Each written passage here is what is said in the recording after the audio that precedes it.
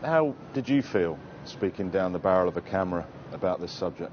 Well, I obviously didn't get as emotional as Ebony because, as I said in that video, I didn't really experience a great deal of that as a young man growing up in Jamaica, perhaps because I wasn't in that society or mixing with people that would have shown me that racism. But what I want to expand on, though, Wardy, is what I said about education. Education is important unless we just want to continue living the life that we are living and continue just having demonstrations every now and again and a few people saying a few things. And when I say education, I mean going back in history. What people need to understand is that this thing stems from a long time ago, hundreds of years ago. The dehumanization of the black race is where it started. And people will tell you, oh, that's a long time ago, get over it. No, you don't get over things like that. And the society has not gotten over something like that. I'll skip all the gap between those long years ago and make one point and then go backward. That lady in the Central Park in New York, Amy Cooper, I think is her name. If she did not have in her DNA the thought process that she was white, this man is black, if I call a police officer, 9 times out of 10 he's going to be white and going to be considered right immediately. The black guy will have to prove that he's not guilty, and by the time he proves that he's not guilty, he might be dead. She had that in her mind from day one. That is why she said and did what she did. How do you get rid of that in the society? By educating both sides, black and white. I hear people talking about brainwashing. I didn't quite understand as a young man what brainwashing meant. I now understand what brainwashing meant, what it means.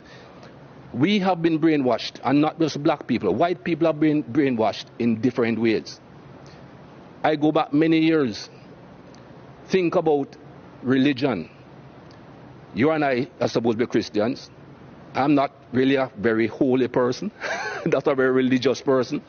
That's what we were taught. Look at Jesus Christ, the image that they give you of Jesus Christ. Pale skin, blonde hair, blue eyes. Where Jesus came from, who in that part of the world looks that way? But again, that's the brainwashing to show you this is what perfection is. This is what the image of perfection is. If you look at any plays of those days, Judas, who betrayed Jesus, he's a black man. Again, brainwashing people into think, oh, he's a black man. He's the bad man. Go through history, Wardy. These lights that are shining on us. You can tell me who invented the light bulb, right? Thomas Edison, right? Everybody knows Thomas Edison invented the light bulb.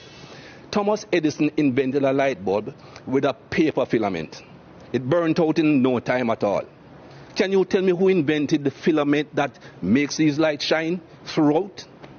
Nobody knows, because he's a black man. It was not taught in schools. Louis Howard Latimer invented the carbon filament to allow lights to continuously shine. Who knows that? Everything should be taught. When you go back through the schooling as a young man, I remember my school days. I was never taught anything good about black people. And you cannot have a society that is brought up like that, both white and black, that only teach what's convenient to the teacher. History is written by the conqueror, not by those that are conquered. History is written by the people who do the harm, not by the people who get harmed. And we need to go back and teach both sides of history. And until we do that and educate the entire human race, this thing will not stop.